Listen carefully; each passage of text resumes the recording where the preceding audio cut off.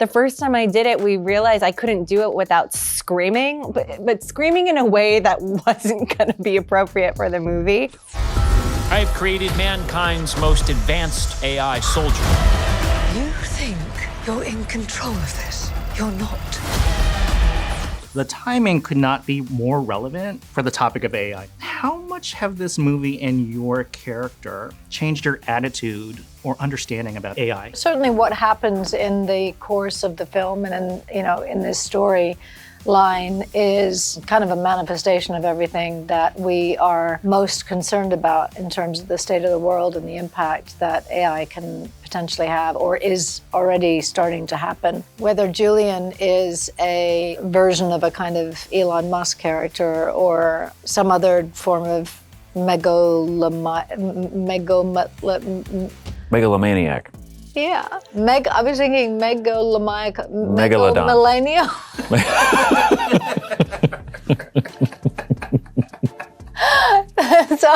Sorry, I really have not been drinking.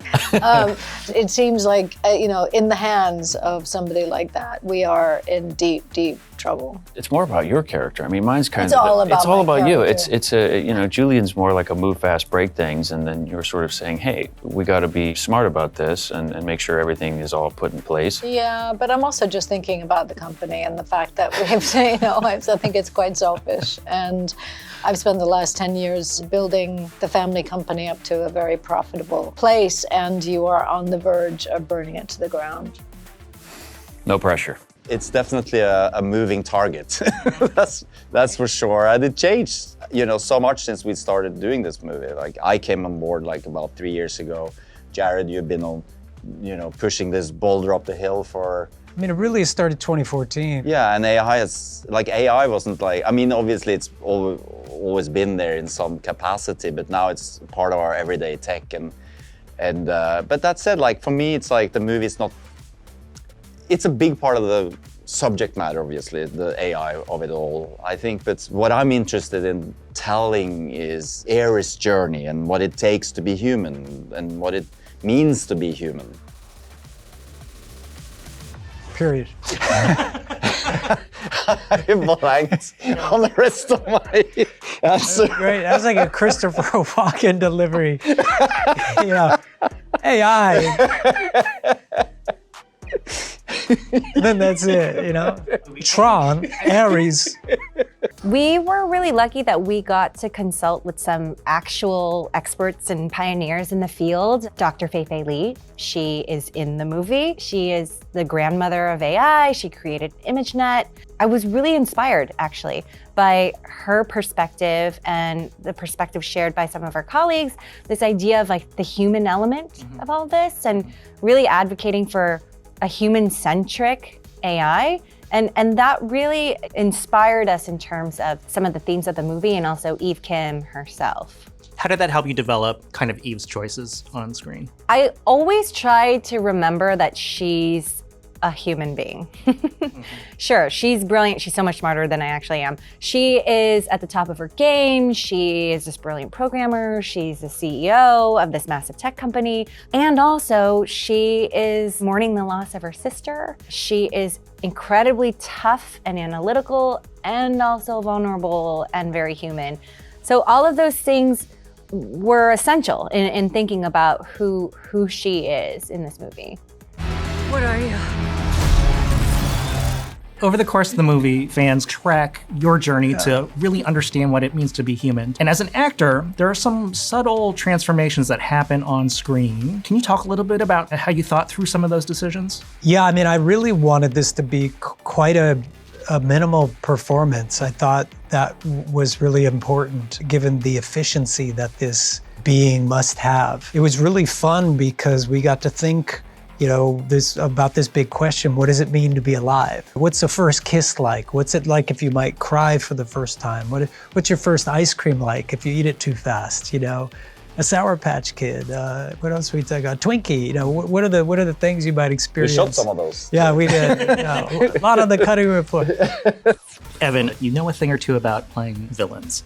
Right. What was the most exhilarating thing about playing this particular villain, Julian Dillinger? Well, it was an honor to be in the Tron world for sure. I'm a big fan of the previous movies. And, you know, this is a very ambitious character who's trying to succeed and get his mom's approval and take the company to the next level. So the stakes are incredibly high, and the sets prove that because they're gigantic, and it sort of takes you into this world that just elevates it and gives it a lot of pressure. So it feels like a pressure cooker. That I was very excited to experiment with and play around with, and Joachim was great to do that with. Without giving anything away, what is Julian's fatal flaw?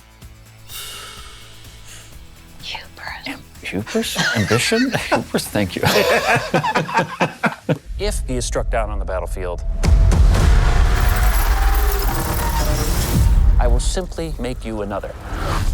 As an actor, did you get to do things in this role that you've never been able to do before? Yes.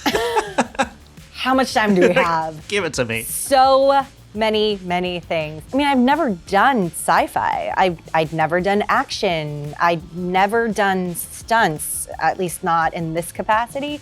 I've never run so much before in my whole life. I mean, it really has changed the way I read scripts now. When I see, I'm like, okay, running for your life. How many times am I doing that? It pushed the limits for me of what I thought I was capable of. And I'm really proud that I survived to tell the tale, that I'm sitting here and I made it. It was, yeah, incredibly challenging. There are things like I was dropped from a building, hooked onto a wire. And the first time I did it, we realized I couldn't do it without screaming, but screaming in a way that wasn't gonna be appropriate for the movie. I really got to do things I never imagined I'd ever do. My world is coming to destroy yours. Talk to me a little bit about Joachim as a director. I'm a Tron super fan. Okay, I went to the movie in 1982, changed my life, fell in love, been a lifelong fan of Jeff Bridges, so got to work with one of my heroes, got to work with Joachim as well, who is an incredible partner in crime, and really helped, paid tribute to the past, but put his own stamp on it and gave us all like a big, fun, giant, ambitious film with lots of size and scope. It was so clear that he knew exactly what he was doing, and you could tell that he was a master and that he was able to hold the emotional trajectories of the characters at the same time as holding the 1,000,001 questions and answers they have to deal with on a daily basis. And I'm always amazed with the scale of films like this where directors even begin. But at the same time, he was really good at directing on the detail and the performance as well. So, and that's not always the case with, these big films. How did we settle on how ARES looks? That's a very long process. Absolutely, because again, we have so much respect for the universe that we are in, and we want to get it right. And designing the light lines on his suit, just for instance, is like, okay, we want to honor Sid Mead, the original designer. We want to honor Tron Legacy, Kosinski's movie, and then at the same time take it to the next level. And that was a thought process that went through everything that we did. The thing that was really fun to get involved with in a deeper way too was the design of this suit that was more formidable, that had armor, that was more tactile, and not just kind of what Tron was known for in the past, which is more a sleek and kind of bodycon or like spandex with technology in it. That was interesting to do. And with Tron, there are a billion choices and hundreds of millions of decisions. It's not just like what pair of Levi's do you want to wear in a scene? So a lot to think about. And it was really fun to be a part of the process. Burning Man? No, it's temperature controlled. Now, you circled this role during the awards press tours for Past Lives. Yeah. What do you remember about that memorable time in your life, especially sharing mind space with Nora and Eve at the same time? What was that like? I know. Pretty wild. Yeah. I mean, those two movies could not be more different, arguably. But yeah, I try to think about the character. Like, on some level, and maybe this only makes sense to me, but Nora isn't so different from Eve. It's that thing about like a normal person and like having to step out of what you thought you were capable of the person you thought you were in an unexpected way, in an unexpected moment of your life. I find that really fascinating for both people. I feel incredibly lucky that I get to play in both genres, both worlds, both scales. It's thrilling for me, genuinely. Greta, if we go to your IMDb page, you are a master of all genres. Okay, so in addition to Eve and Nora, right, you've got comedy credits here. We have Stella on The Morning Show, Maxine on Russian Doll. Of all these iconic characters that you've played in recent years, which one is most Greta? Oh my God, the most me. Oh, you know, there's a character that audiences haven't seen yet. Her name's Gloria Gardner in this movie Late Fame that I got to do with Willem Dafoe. And that character is really personal to me. I think on the surface, people wouldn't recognize me as her. There are a lot of wigs and things like that. But that movie is really special to me and is talking about artistry and what it's like to be an artist and to be in pursuit of this thing that can provide a great sense of purpose in someone's life, but doesn't come without its own complications and challenges. So it sounds like the Greta part is just the pursuit of artistry, is that it? Yeah, it's the thing that drives me to go from a past lives to a Tron. And it's hard to explain in words. Like, I am searching for something and I don't know exactly what it is, and that's part of it for me. The great mystery of it. But I'm so grateful because without it, I don't know how I would do this. I don't know where I would be. That's the thing that keeps me running and makes me want to be dropped from the top of a building, apparently. So, are you an artist too? Now, what's common between the two of you is that you both cracked the top 5 of Star Meter for the very first time in your careers for roles and titles that featured the letter X. For Scully on The X-Files and Quicksilver in X-Men Days of Future Past.